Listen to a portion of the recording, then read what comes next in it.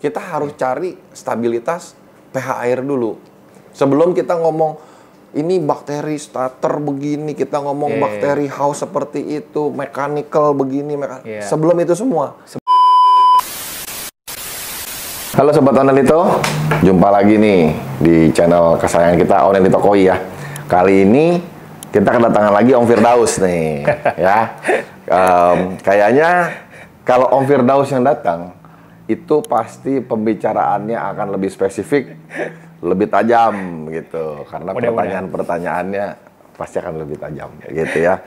Oke, kita tunggu Om Firdaus mau nanya apa.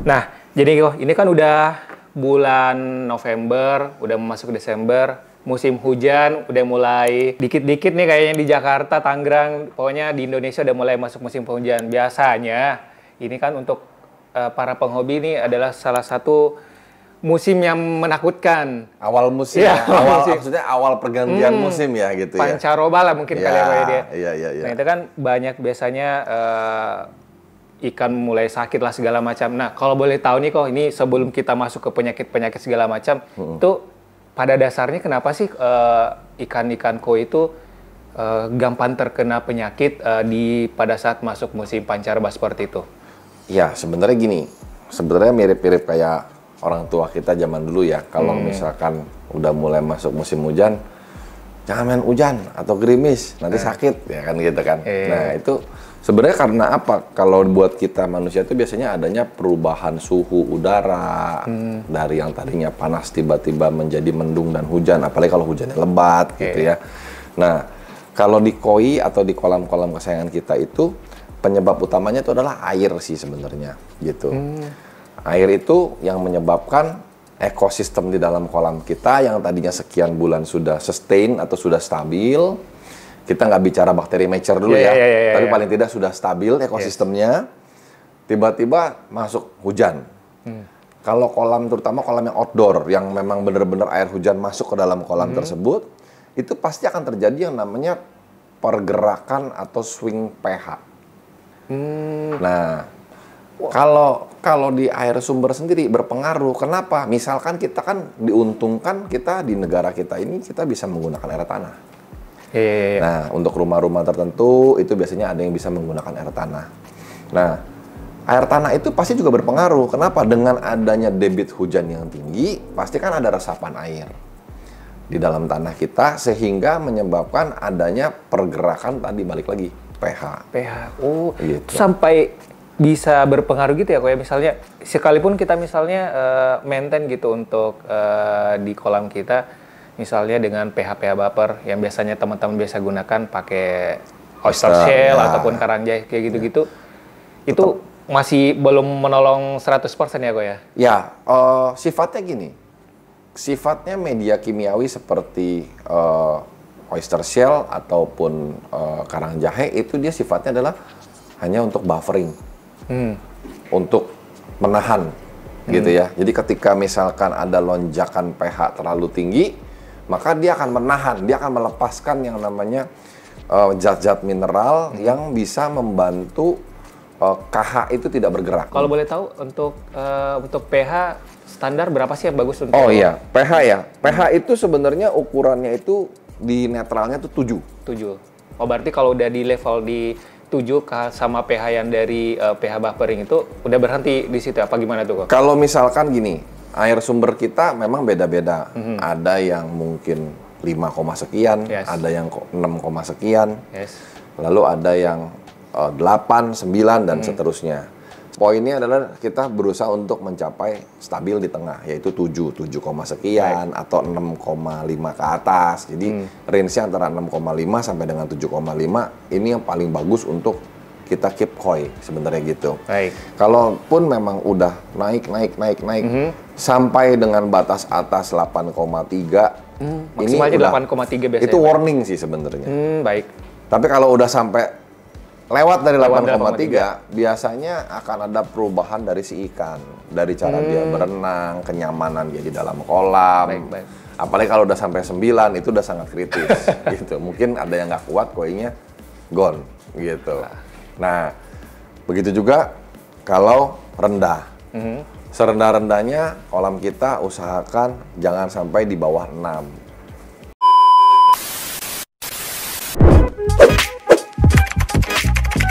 Kunjungi website Onely Tokoi dan registrasi akun kalian untuk ikut lelang dan dapatkan penawaran menarik lainnya dari Onely Tokoi.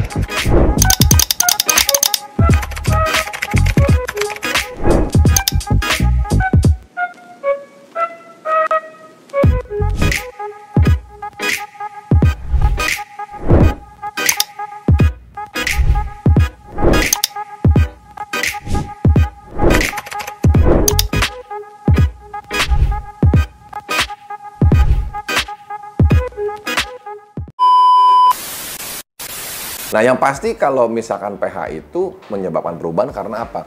Karena dia bawa hidronium. Akan membuat H2O, air, itu akan terikat satu unsur hidrogen lagi menjadi H3O yang menyebabkan hidronium itu naik. Nah, kalau hidroniumnya naik, otomatis nanti pH-nya drop. Siap. Ini saya potong sebentar kok.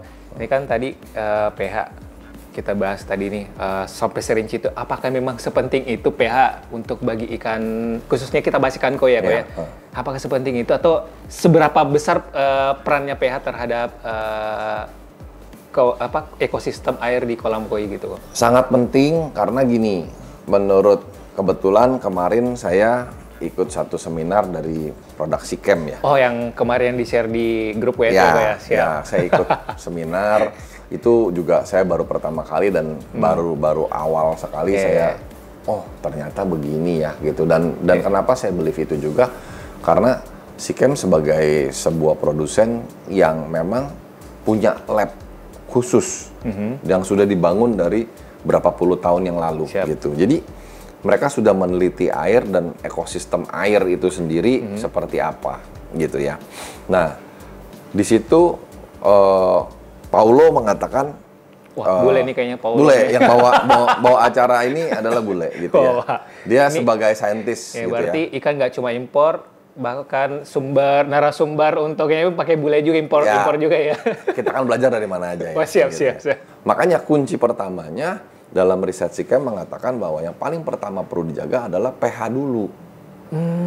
Gitu ya. Siap. Mau air keruh, mau air jernih, mau air kayak apapun juga gitu ya, balikin ke pH dulu gitu. Kita harus cari stabilitas pH air dulu. Sebelum kita ngomong, ini bakteri starter begini, kita ngomong bakteri house seperti itu, mechanical begini, sebelum itu semua. Sebelum ikan kita tahu ini penyakit apa, tahu pH dulu. Kita udah dulu kenal belum nih kondisi air kolam kita? Pernah nggak kita cek yang namanya pH? Yang namanya amonia, nitrat, ya kan gitu kan? Dan DO. Ya, karena ini akan menjadi satu buah unsur yang saling berkaitan gitu, terintegrasi. Tapi untuk mempermudah teman-teman semuanya dan saya juga jadi akan lebih mudah waktu pada saat seminar kemarin adalah ya pH dulu yang harus dilihat. Kita jaga dulu nih pH-nya nih. Nah, pH itu kan ada yang bilang air sumber kita sekian, misalkan, air sumber saya udah stabil nih 7, dia bilang gitu kan. Begitu masuk kolam, kok jadi 5,9? Nah, misalkan gitu. Begitu masuk kolam, kok jadi naik jadi 8, misalkan gitu. Kenapa bisa begitu? Ya tadi ada unsur-unsur yang mempengaruhi tadi. Ada biota-biota yang hidup di dalam air tadi yang menyebabkan pergeseran pH tadi. Entah itu naik atau turun ya? Ya, naik turunnya itu karena apa? Adanya hidronium tadi. Nah, hidronium yang mau lebih detail, googling lagi. Apa itu hidronium? Ya, ion kation positif gitu ya. Nah, itu harus lebih deep lagi. Jadi gitu penghobi juga harus sering membaca Iqra nih, Iqra. Iya. Ya, ilmu pengetahuan kan harus baca ya. Iya, benar. Nah, itu yang paling pertama. Unsur yang paling pertama kali kita harus jaga dan kita harus tahu dulu adalah apakah pH di kolam kita ini stabil atau tidak. Jangan juga terlalu berpatokan kepada air sumber.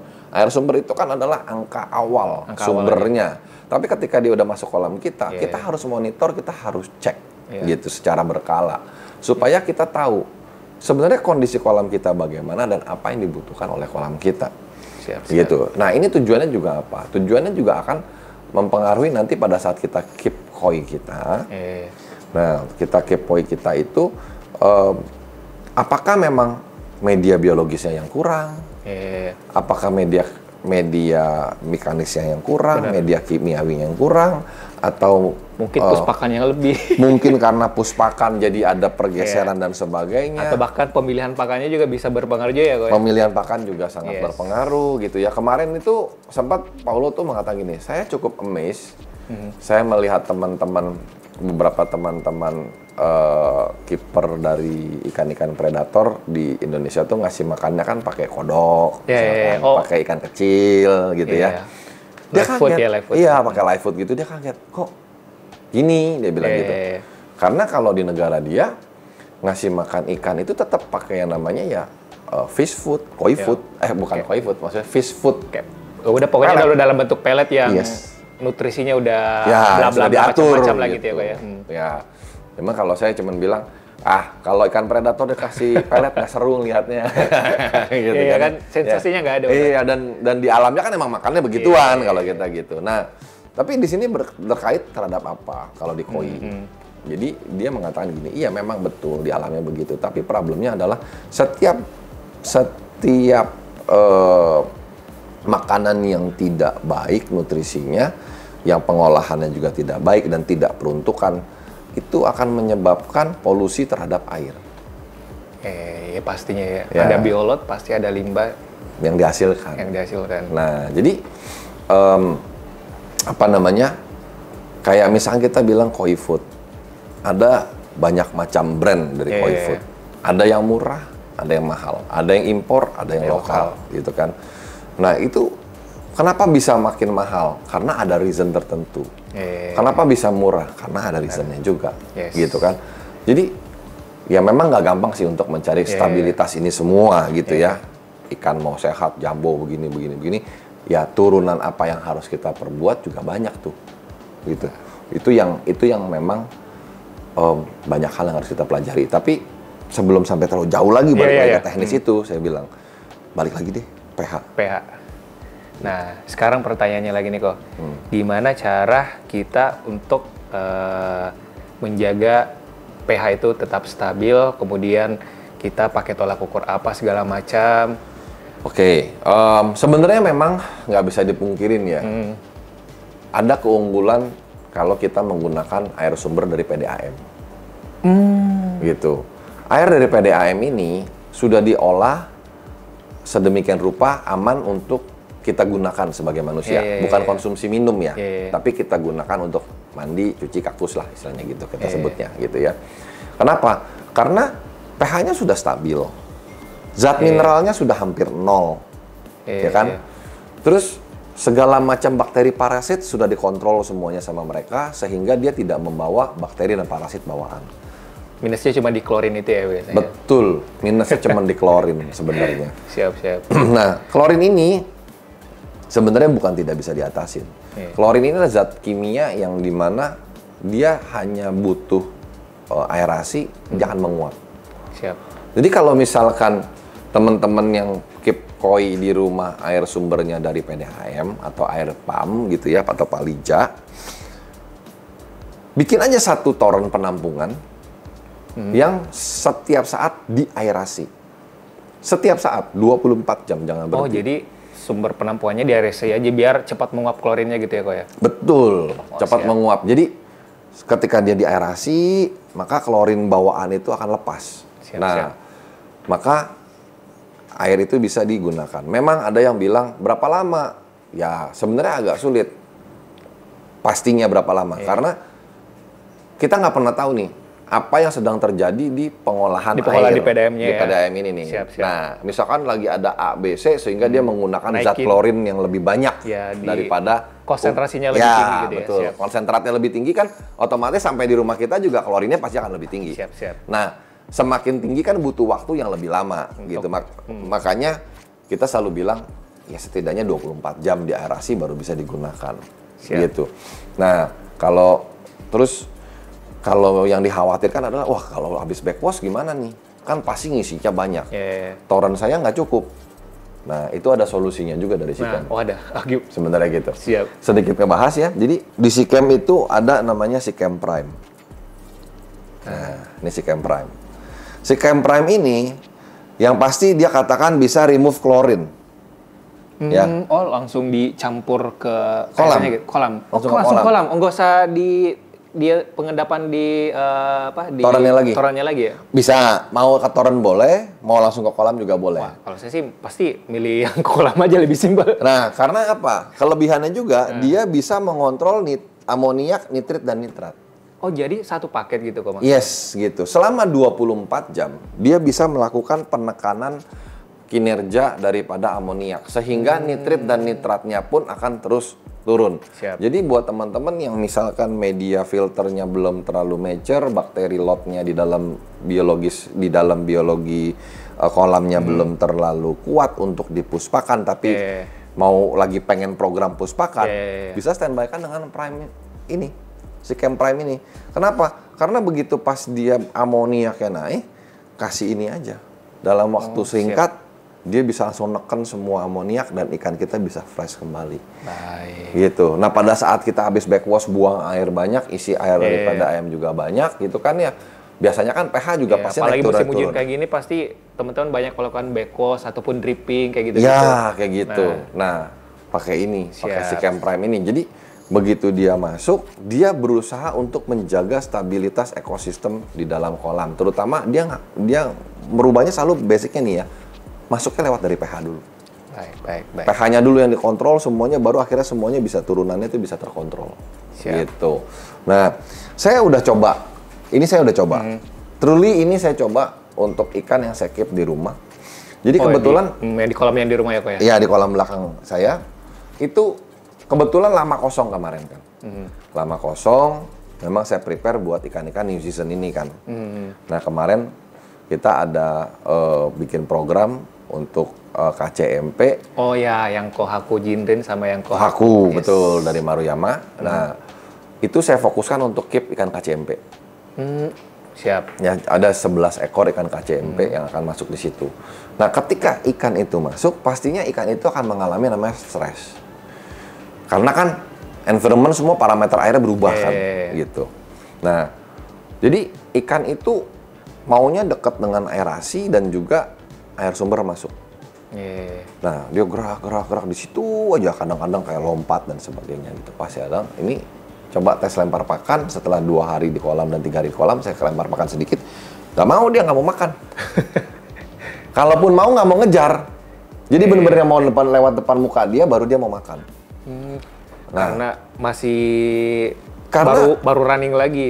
Si ikan ini merasa ada sesuatu yang dia tidak nyaman intinya di dalam air ini, gitu kan? Nah, terus saya kan biasanya kalau kayak gitu kan masukin garam tuh, 3 ppt itu. Cuman kali ini saya nggak masukin garam.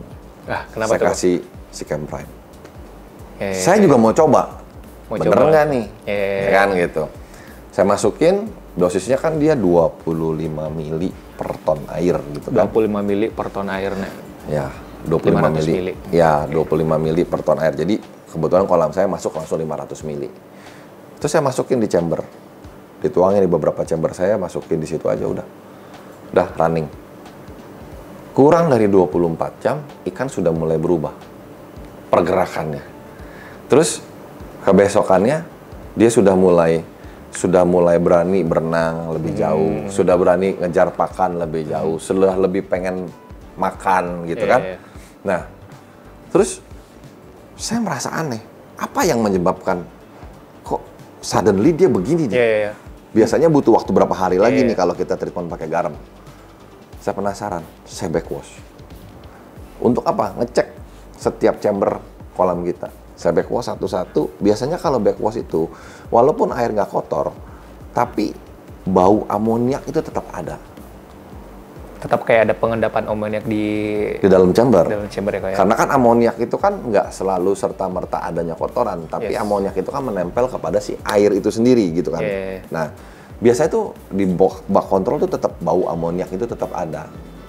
Saya cabut, kok chamber 1 nggak bau, chamber 2, chamber 3, chamber 4, sampai ke chamber pompa yang mengeluarkan bau itu pun sedikit. Begitu udah kebuang, tutup, kan saya pakai pump fit ya, kering, saya buka lagi, udah nggak ada bau.